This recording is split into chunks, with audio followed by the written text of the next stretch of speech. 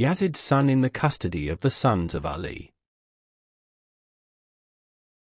This young Dai, one of the Alid rulers, owned Tabaristan in northern Iran. The young Dai had a custom on New Year's Day to bring out the wealth from the public treasury and place it on leather mats. Once the money was set on the mats, it would be distributed. He would start by calling the Hashemite family first to give them their stipends. When they finished, they would call the Qurayshites to give them their share. After that, they would call upon the rest of the people. It wasn't just about the Qurayshites. They would call out to all the other people, telling them to come and take their stipends. So, according to custom, they laid out the funds on the leather mats and began the distribution. A man stood up and said, "May God rectify the prince, give me my stipend." The Dai turned to him and said, "I have never seen your name in the register. You are a stranger, and I haven't noticed you before. Where are you from? Right now, it is the turn of the Alids. We are distributing to the Alids. Are you an Alid so that you may receive a stipend?" The man replied, "No, I am not an Alid, but I am the cousin of the Alids. I am their cousin, and it is their turn, so I want my stipend." The Dai asked him, "From where are you their cousin? Perhaps you are an Abshami, from the descendants of Abd Shams?" He replied, "Yes, from the descendants of Abd Shams." The Dai asked, "From which descendants of Abd Shams?" He said, "Perhaps you are from the descendants of Harb?" The man replied, "Yes, from the descendants of Harb." The Dai asked, "From which descendants of Harb?" The man said, "Perhaps you are from the descendants of Sakr ibn Harb, from the descendants of Abu Sufyan?" He replied, "Yes, from the descendants of Abu Sufyan." The Dai asked, "From which descendants of Abu Sufyan?" The man said, "Perhaps you are from the descendants of Muawiyah?" He replied, "Yes, from the descendants of Muawiyah." The Dai asked, "From which descendants of Muawiyah? Perhaps you are from the descendants of Yazid?" The man replied, "Yes, from the descendants of Yazid." The Alids who were sitting in the gathering became agitated. He was saying, "I am a descendant of Yazid." The battle of Al-Taf, Karbala, was still recent. The blood was still fresh in memory. And here he was, standing up to take a stipend from the state of the Alids, being a descendant of Yazid. They were deeply affected and grew angry. When the young Dai, saw how agitated the Alids became, he said to them, "Calm down, maintain your composure. This anger of yours is completely out of place. I will tell you a story later, so be silent." Then he turned to the servant and asked, "How much did you give to each Alid today?" The servant replied, "I gave 10,000 dirhams to every Alid." The Dai ordered, "Pay him 10,000 dirhams just like the Alids."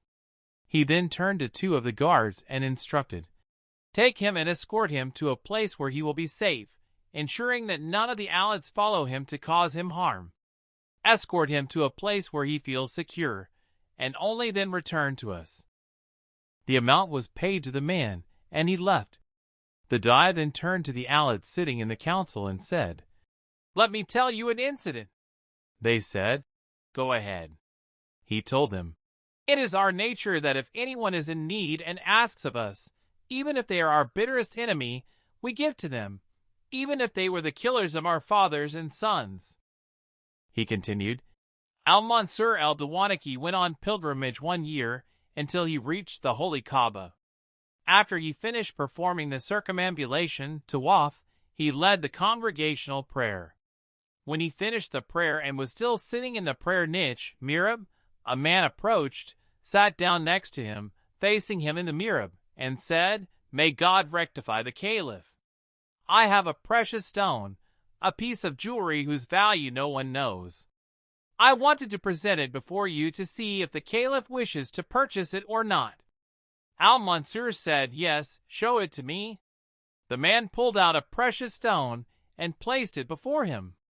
Al-Mansur was known to be highly intelligent. When he took the stone and looked at it, he recognized it. He had seen this exact stone in the treasury of Hisham ibn Abd al-Malik. What brought this stone here? Al-Mansur began to think.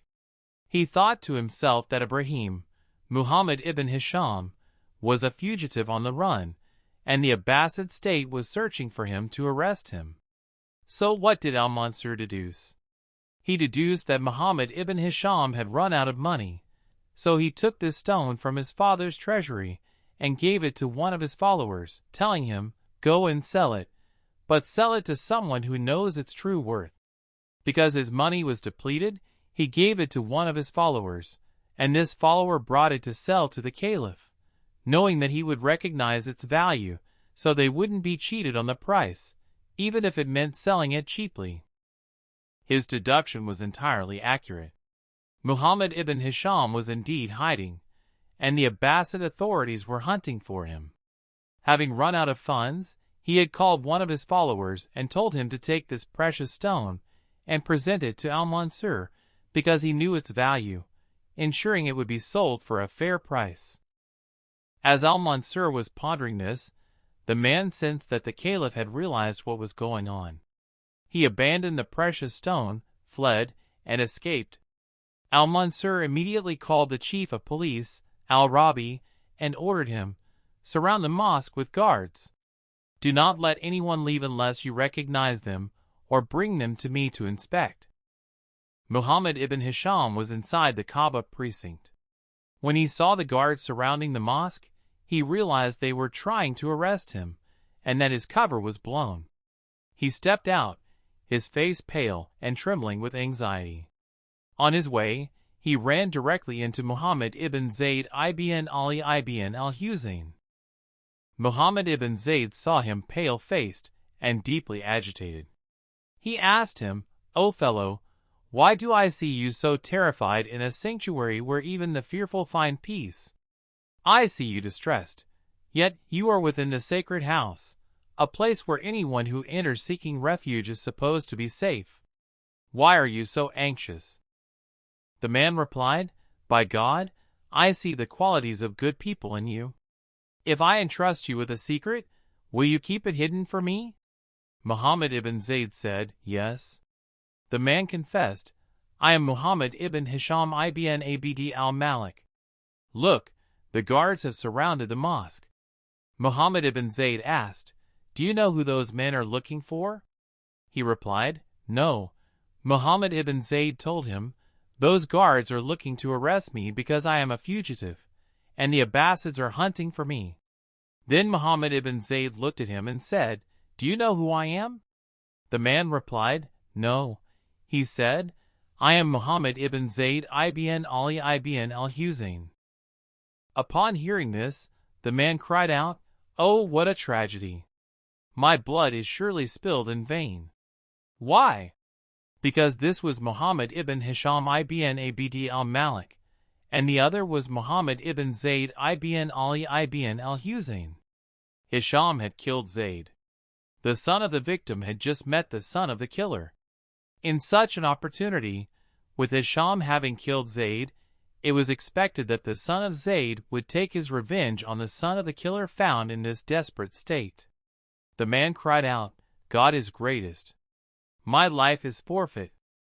Muhammad ibn Zayd replied, "Calm down, ease your mind. I am going to take a certain measure to try and save you." He took his own turban, wrapped it around the man's neck, and began dragging him roughly. He brought him along until they reached the gate of the mosque.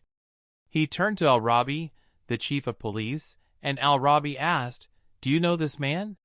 Muhammad ibn Zayd answered, "No, this is a man from Kufa who rents out camels. I hired camels from him, and now that we have arrived in Mecca, he is refusing to serve me and demanding more money. He is breaking his agreement. I want you to send 2 guards with me to take him to the judge." Al-Rabi recognized Muhammad ibn Zayd as the cousin of the caliph, so he said, "Very well, take these 2 guards with you." He took the guards and left the mosque. Once they were outside the mosque area, Muhammad ibn Zayd turned to the man in front of the guards and said, "Will you give me my right, or shall I take you to the judge?" The man replied, "I will give you your right, O son of the messenger of God." Muhammad ibn Zayd then turned to the guards and told them, "You may return, there is no further need for you to stay, as he has agreed to give me my right." The guards left. When they were gone, Muhammad ibn Zayd turned to the man and said, "You are now safe and have reached a secure place." The man replied, "May God reward you with goodness." Muhammad ibn Zayd then said, "I want one thing from you." The man asked, "What is it?" He said, "Forgive me for putting my turban around your neck and treating you roughly. I used a harsh method with you, pulling you along, but I only did it for your own benefit to save you. Please forgive me for that rough treatment." The man reached into his pocket, pulled out some precious stones, and said, "O son of the messenger of God, honor me by accepting some of these." Muhammad ibn Zayd replied, "My father was killed by your father, and you are the son of my father's killer, yet I saw you in this state and forgave you. You are the one who is currently in need of funds." He reached into his own pocket and said, "Take whatever money you need." The Dai concluded the story to the Alids, saying, "This is our way. Even our enemies, we treat them with this noble character,